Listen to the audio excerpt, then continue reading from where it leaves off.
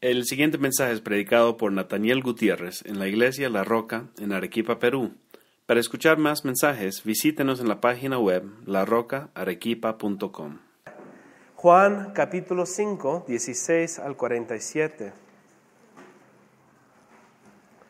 Por favor, tengan paciencia porque es un pasaje más o menos largo, pero tratan de tomar atención en todo lo que está siendo dicho aquí.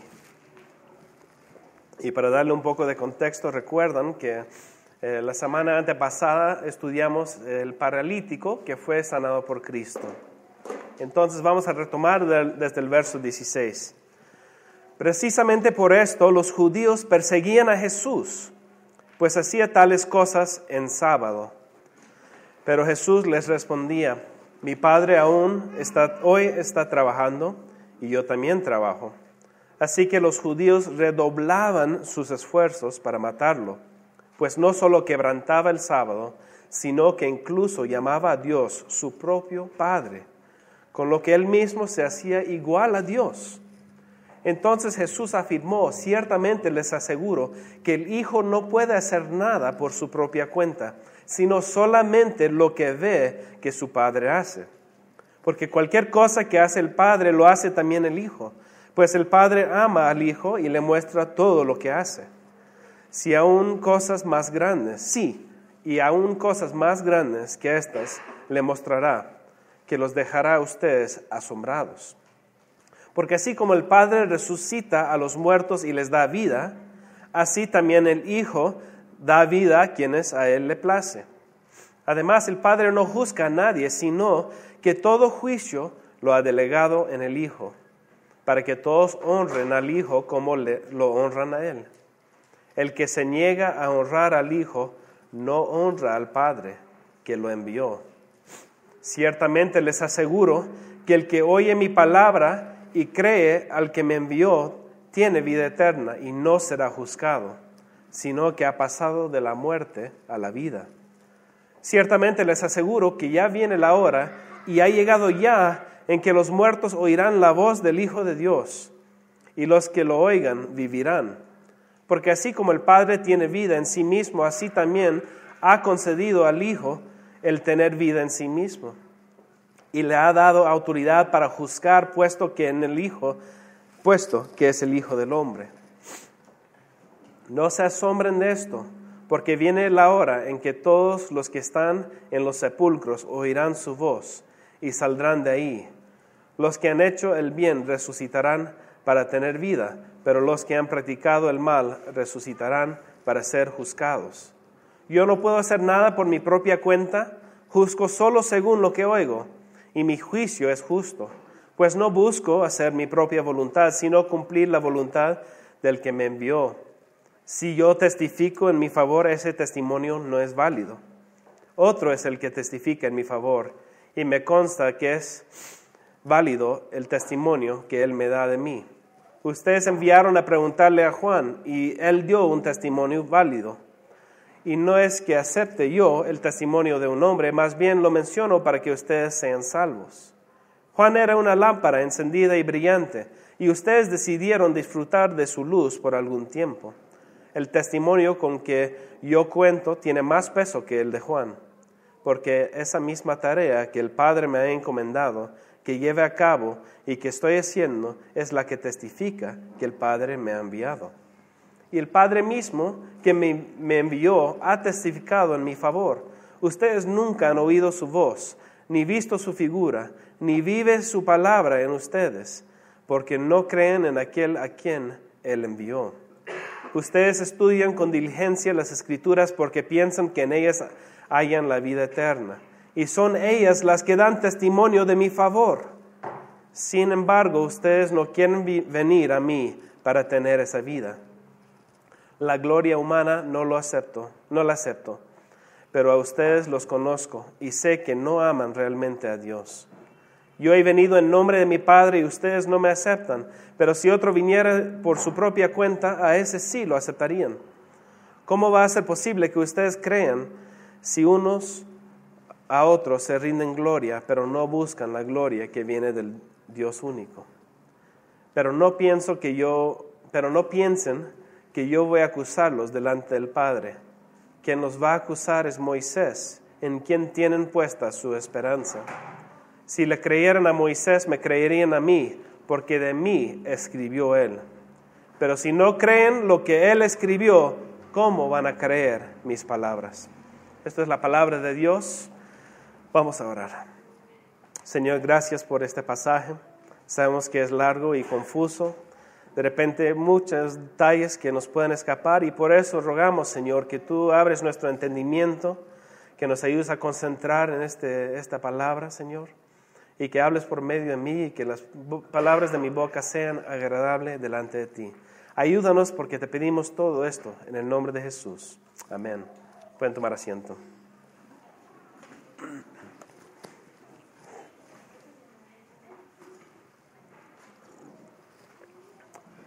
Hace no mucho tiempo atrás hubo una noticia en la televisión cuando estuvimos en los Estados Unidos. Había un oficial de la policía que estaba arrestando a un bombero. Este bombero estaba ayudando a las víctimas de un accidente automóvil que era muy grave. Pero a la policía no le gustó cómo se había cuadrado el bombero. Entonces le indicó al bombero que retire el camión. El bombero que estaba ayudando a la gente que estaba en peligro decidió ignorar a la policía. La policía le puso esposas y le arrestó. Como se pueden imaginar, todas las noticias, en todos los canales apareció esta noticia. ¡Qué injusticia! ¿Cómo puede esta policía ignorar el hecho de que el bombero está ayudando a las víctimas de un accidente en vez que fijarse tanto en las reglas que tenía esta policía?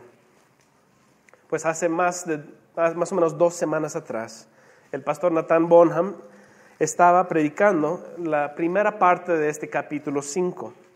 Aprendimos mucho acerca de un hombre que fue paralítico por más de 38 años. Y vimos cómo él se encontró cara a cara con el Señor Jesús. Y a pesar de que era el día de sábado, de reposo, el Señor Jesús lo sanó. ¿Se acuerdan qué sucede después de este hecho?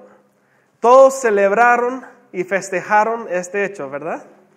No, al contrario. Igual que esta policía, los judíos, los líderes religiosos, se acercaron a Jesús y estaban enojados.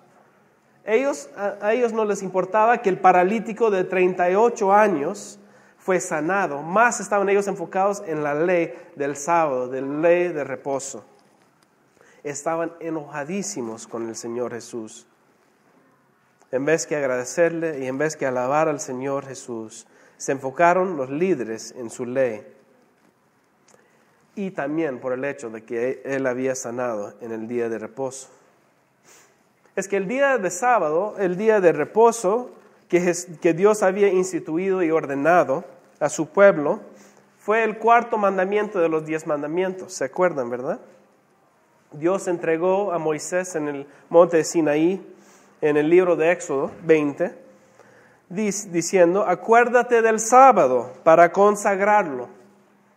Trabaja 6 días y haz en ellos todo lo que tengas que hacer. Pero el día 7º será un día de reposo para honrar al Señor tu Dios. Desde el momento en que Dios había dado esa ley al pueblo de Israel hasta el momento donde está Jesús, ahora hablando en este pasaje, había muchos cambios a esta idea del sábado. Tenemos Biblias que usaban los líderes religiosos en que ellos apuntaban en los márgenes del texto sus apuntes y sus interpretaciones de la Biblia. Entonces, cada uno de esos pasajes que hablaba del sábado, vemos ahí que los fariseos y los judíos religiosos anotaban ahí su interpretación. Y después de muchos años se volvía parte de su práctica religiosa. Algunos de esos leyes eran: en el día del Señor, en el día de reposo, ustedes no pueden recoger nada que pesa más que un higo seco. Eso quiere decir que no podrías recoger una piedra pesada, un libro, quizás una botella de agua. Solamente podrías quizás cargar algo como un higo que ya estaba seco. Ahora tenían otra regla más. si ese higo no era completamente seco, si se estaba secándose en el proceso de secar, estaba trabajando, entre comillas. Y si tú tocabas ese higo que estaba secándose, entonces tú también te volvías impuro, porque ese higo estaba trabajando y tú estabas tocando al higo que estaba trabajando. ¿Pueden imaginarse lo ridículo? Cómo esa ley del Señor, del reposo, se había salido tan lejano de la ley original. Habían ellos establecido leyes y tradiciones y costumbres que no eran bíblicos. Ellos estaban practicando cosas que no venían de la palabra de Dios. Entonces, en vez de regocijarse en el sanamiento de un hombre paralítico por 38 años, solo podían ver la falla, solo podían ver el pecado en sus ojos. Nosotros también a veces caemos en esta trampa, ¿no? Estamos tan centrados en tradiciones o cómo hemos hecho las cosas anteriormente, en nuestras convicciones, que a veces perdemos de vista lo que el Señor realmente estaba enseñando en su palabra. Perdemos de vista lo que está escrito en las Escrituras. Realmente nos hemos acostumbrado a depender de nuestra propia memoria, de nuestra propia sabiduría, en vez de conocer a Cristo por medio de su palabra. Debemos recordar que si queremos conocer a Dios, no debemos de recordar solamente en nuestra memoria, pero debemos conocer a Jesús en su palabra, porque para conocer a Dios tenemos que primero conocer a Jesús y conocer su palabra. Espero que nunca asumimos nosotros que somos de alguna manera expertos en la palabra de Dios, que pensemos que no necesitamos estudiarlo diariamente. Las Escrituras son más profundas y más anchas que cualquier mar. Todo lo que aprendemos de la Biblia es nada más que una gota pequeña de la sabiduría infinita de Dios. Por lo tanto, vamos a acercarnos con humildad a este pasaje y con nuevos ojos, con una nueva perspectiva, tratando de aprender de ella, hasta siquiera un pequeño pedazo del gran misterio que es nuestro Dios. Desde que hemos empezado el libro de Juan, no sé si se recuerdan, pero hemos escuchado bastante de los testimonios de Juan el Bautista y de otros, pero muy poco hemos escuchado de Jesús hablando por sí mismo. Y en este pasaje vemos un discurso en que Jesús habla por mucho tiempo. Es quizás uno de los discursos en la Biblia que más Jesús habla directamente, abiertamente, y habla de sí mismo. Se identifica quién es Él. Él mismo da testimonio. No hay eso casi en ninguna otra parte de la Biblia. Hay, pero no tan largo. Entonces, esto es un pasaje muy importante para nosotros y tenemos que preguntarnos, entonces, ¿por qué Jesús decidió hablar de esta forma? ¿Por qué es lo que está comunicándonos? En este pasaje Jesús explica que Él es el Señor de todas las cosas. Esto es el punto principal de este pasaje, que el Señor Jesús es el Señor de todas las cosas. Es el Señor del día de reposo, es el Señor de la vida, Él es el Señor del juicio y Él es el Señor de nuestra salvación.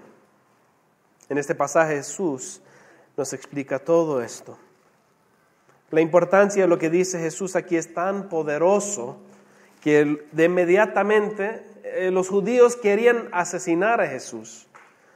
¿Qué es lo que Jesús estaba diciendo que era tan ofensivo?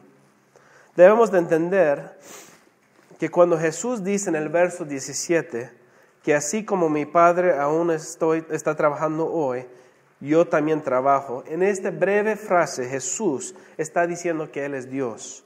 Él está diciendo que está unido con el Dios el Padre y que Él está haciendo lo que Dios el Padre hace. ¿Te imaginas cómo uno se sentiría escuchar de Jesús decir que Él es Dios? Los judíos estaban tan enojados con el Señor porque Él sanó a un hombre paralítico en el día sábado, en el día de reposo. Pero Jesús solo estaba haciendo igual que su Padre. Estaba trabajando. Pues esto es exactamente la razón por la cual Jesús vino a este mundo. Él vino a traer buenas nuevas a los pobres y a los ciegos. El hombre paralítico era un hombre que era rechazado. ¿Ustedes sabían eso? En los tiempos bíblicos al tener una enfermedad, a ser incapacitado o quizás ser inválido, eres rechazado por la comunidad. Eres impuro, no eres limpio para ellos. Y peor para la comunidad religiosa. Pero ¿qué hace Jesús aquí? Jesús demuestra su compasión. Jesús demuestra su amor y su misericordia. Y se acerca a este hombre y le sana. Y cuando Jesús sana a este hombre, Él cumple una de las profecías del profeta Isaías en el Antiguo Testamento.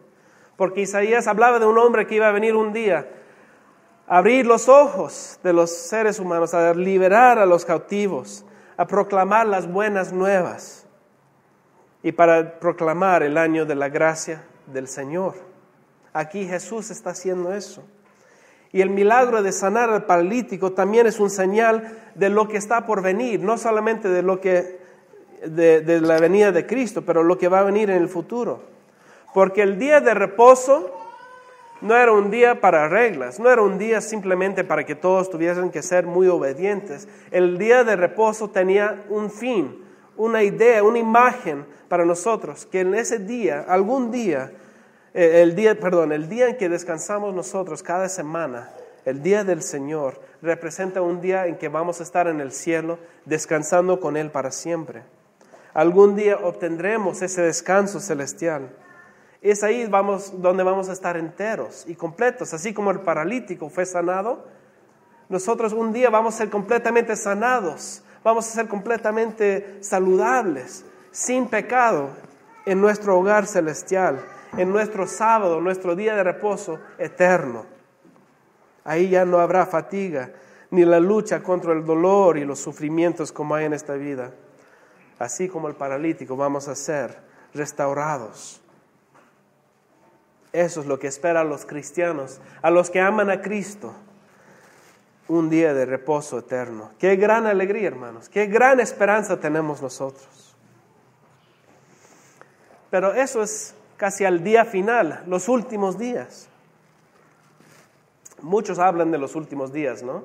Hay libros, hay películas de los tiempos finales del mundo y de nuestras vidas. Es un tema bastante complicado. Y hay muchas ideas en todas las iglesias. Hay iglesias que dicen que tienen en sus paredes imágenes bien desarrolladas y muy elaboradas acerca de cómo va a ser ese día. Y lo miras y te asustas, ¿no? Y hay otros que dicen, yo sé la hora y el día en que va a venir el Mesías. Todos tienen sus ideas, pero la Biblia habla muy poco en cuanto a la precisión de ese día. La Biblia y las Escrituras dice que nadie sabe la hora ni el día. Pero sí sabemos que Jesús nos dice que va a volver muy pronto. Y como hemos leído en el pasaje de hoy, cuando regrese Jesús, todos serán resucitados. ¿Sabían que vamos a ser resucitados? No solamente nuestro espíritu, pero nuestros cuerpos también. Es por eso que la Biblia habla de una resurrección corporal.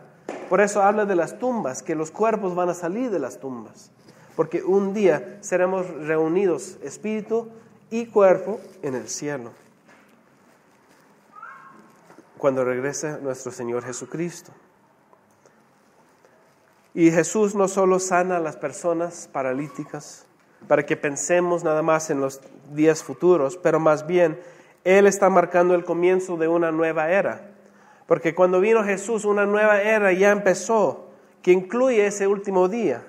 Es la segunda venida de Jesús. En el verso 25 leemos que Jesús explica que la hora se acerca y la hora ya está aquí. La hora ya está aquí. ¿Qué significa eso? Cuando Jesús dice la hora, Él está hablando de un periodo de tiempo en que estaremos dentro, en que Él volverá para su segunda vez, para traer el juicio. Ese último día es esa última hora. No es una hora de 60 minutos, es un periodo de tiempo en que Jesús volverá a rescatar a todos. Y algunos van a ser resucitados para la vida y otros van a ser resucitados para el juicio. Quizás nosotros, cuando pensamos en este día final en que el Señor Jesús volverá, Probablemente el 100% de nosotros pensamos que está muy distante, muy al futuro. Creemos que no vamos a llegar a ver ese día. Nos parece tan lejos que sentimos que no tenemos nada de qué preocuparnos. Pero en este pasaje hay una urgencia que menciona Jesús. Él está explicando que el tiempo es ahora. La hora ya ha llegado, está aquí. Jesús ha comenzado los últimos días. Jesús volverá en cualquier momento. El día que regrese vendrá como un ladrón en la noche, porque nadie se va a dar cuenta. Va a ser muy rápido y inesperado. Muchos no estarán listos. Pero al mismo tiempo, será tan obvio que nadie será capaz de ignorarlo o de no verlo. Habrá trompetas y huestes celestiales. Nadie tendrá que explicarte, mira, ahí está el Señor Jesús. Nadie tendrá que decírtelo, porque todos lo van a saber. Todo el mundo lo sabrá y no habrá ninguna duda. Y se acerca el día en que Cristo volverá. Y por eso tenemos que estar preparados. Debemos estar seguros de nuestros amigos y nuestros familiares, que ellos estén listos para ese día. Después de todo, es por eso que Jesús vino, no para condenar, sino para ofrecernos la salvación. Él viene a darnos la buena noticia. Pero ¿cómo puede Jesús darnos la vida? En el verso 24, Él dice a los judíos las buenas noticias. Él dice qué es lo que tienen que hacer para ser salvos. Miren el verso 24. Ciertamente les aseguro que el que oye mi palabra y cree al que me envió, tiene vida eterna y no será juzgado, sino que ha pasado de la muerte a la vida. La clave para evitar el juicio es creer la palabra de Jesús, creer que Él es el Salvador y que el Padre lo ha enviado. Como explica Jesús, que Él da la vida también en el verso 21, porque así como el Padre resucita a los muertos y les da vida, así también el Hijo da vida a quienes le place. Pueden ver que el Señor también es el Señor de la vida. Él es el que no solamente es Señor del sábado, pero también es Señor de la vida. Él puede dar vida. ¿A quién iremos nosotros? ¿A quién iremos para evitar el juicio? Iremos al Señor de la vida, al Señor Jesucristo. Pero Jesús no es solamente el Señor del sábado y de la vida, también es Señor de juicio. En el verso 27 explica que el Padre ha dado toda autoridad de juicio a Jesús, porque es el Hijo del Hombre. Si conocen bien sus Biblias, ustedes reconocen esta frase del Hijo del Hombre, que viene del libro de Daniel, capítulo 7:13, que dice: miraba yo en la visión de la noche, y he aquí en las nubes del cielo como un Hijo del Hombre que venía, y llegó hasta el anciano de gran edad, e hicieronle llegar delante de él, y fuele dado señorío, y gloria, y reino, y todos los pueblos, naciones y lenguas le sirvieron. Su señorío eterno, que no será transitorio, y su reino, que no se corromperá. En este pasaje Jesús está demostrando que Él es este Hijo del Hombre que estaba esperando todas las naciones, el Hijo que venía con autoridad y dominio. Él será el que juzga a los vivos y a los muertos. No podrá ser más claro que para cualquier otra persona. Jesús claramente está indicando que Él es Dios, que Él es el Señor de la vida y el Señor del juicio también. Él es todo. No hay otro Dios. Él es nuestro todo. Él es nuestra salvación. Él es el Señor de los señores. Hay un programa en los Estados Unidos en que salen algunos reporteros para hacer entrevistas en las calles de Nueva York y California, por ejemplo, y crean una imagen, por ejemplo, digamos, de la Copa América, que es solamente para los países de Sudamérica y algunos invitados, ¿no? Y ellos van y preguntan a la gente, ¿qué les pareció el partido entre Alemania y China de la Copa América? Y para quedarse bien la persona, Dice, me pareció muy bien, jugaron bien los chicos y no sé, yo creo que el árbitro también. Y inventan toda una escena de un partido que ni siquiera sabían nada de esa escena. Es ridículo. Y muchas veces uno se siente triste al verlos, pretendiendo de ser algo que no lo son, hablando de algo que realmente no saben. Pero es aún más devastador para mí ver a una persona que sí sabe mucho de un tema y está completamente equivocada.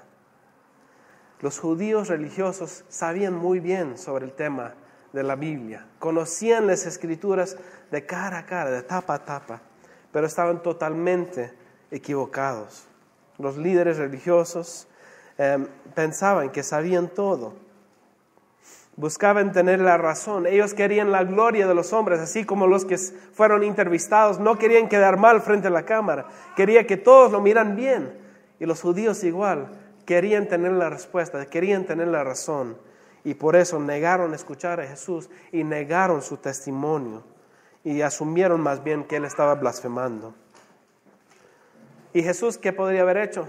Podría haberse ido, pero no, él tiene compasión y misericordia. Y él da un discurso en que él describe muy detalladamente el Evangelio. Es como si él estuviese en un tribunal.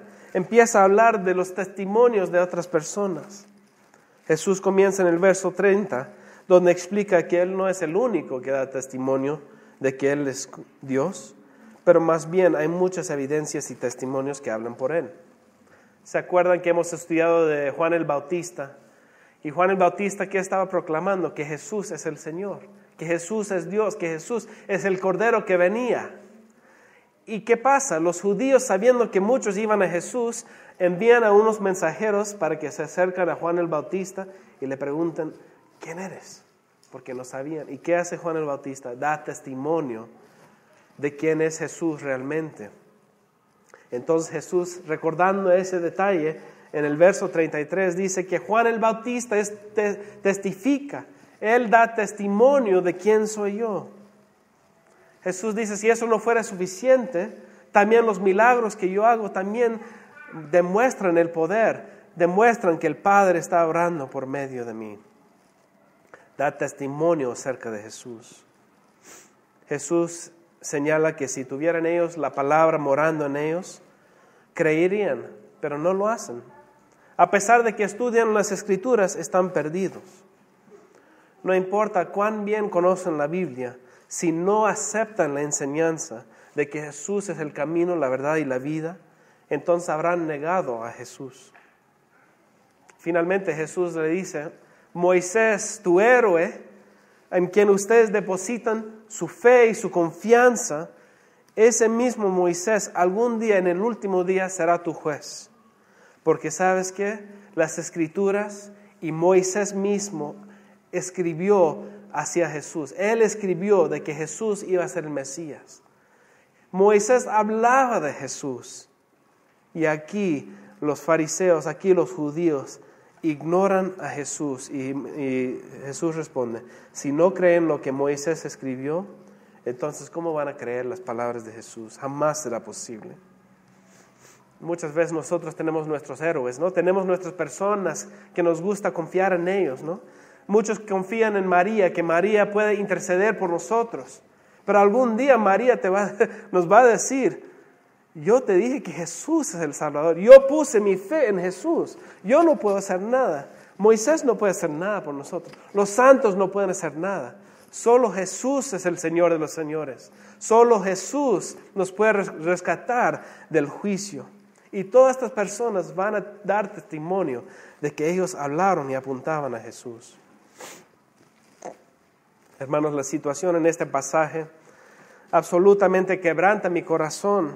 Jesús le está dando una presentación a los judíos completo del Evangelio. Él explica el hecho de que Él es el Señor de los señores, que Él es el dador de la vida y es el juez de todos. Explica que Él puede salvarles, que Él puede liberarlos de su condenación, que Él les puede dar la vida para que puedan descansar en ese sábado eterno. Pero ellos no tienen que pasar ese juicio eterno. Pero estos hombres, ¿qué hacen?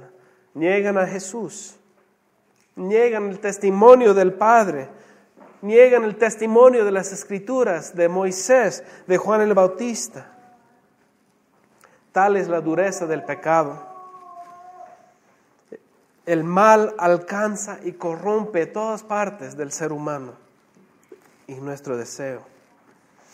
Sin el poder de la oración y sin el poder del Espíritu Santo obrando en nosotros, nosotros también hubiéramos negado al Señor Jesús. Si no fuera por el Espíritu, todos estaríamos perdidos. Así que no podemos renunciar, no podemos y no debemos. Así como lo hizo Jesús, tenemos que llevar el Evangelio a todas las naciones. Presentar el Evangelio a toda la humanidad. No importa si la gente es cabeza dura, no importa si sean muy pecadores, no importa si piensas que nunca van a creer. Jesús estaba hablando a judíos y Él conocía sus corazones y sin embargo, Él derramó su corazón, Él derramó el Evangelio sobre ellos. Pero ellos lo negaron. Estamos nosotros en los últimos días, la hora se acerca y ya está aquí. Debemos de sentir la urgencia de traer el Evangelio a nuestros primos, a nuestros hermanos, a nuestros padres, a nuestros familiares, amigos, vecinos, a nuestros prójimos. Y al hacerlo debemos recordar también que si estamos aquí hoy día es porque alguien nos habló a nosotros. Es porque el Espíritu Santo obró por medio de una persona o quizás muchas personas para que tú pudieras escuchar el Evangelio de Cristo. Alguien te explicó el Evangelio por primera vez y Dios usó ese mensaje para llevarnos al arrepentimiento y a la salvación. Y debido a la forma en que el Espíritu habló a través de estas personas, podemos mirar hacia el futuro. Podemos mirar así al futuro con esperanza, reconociendo que algún día descansaremos en el Señor Jesús, en un día de reposo eterno. El Señor de señores regresará un día en las nubes y nos rescatará de este mundo.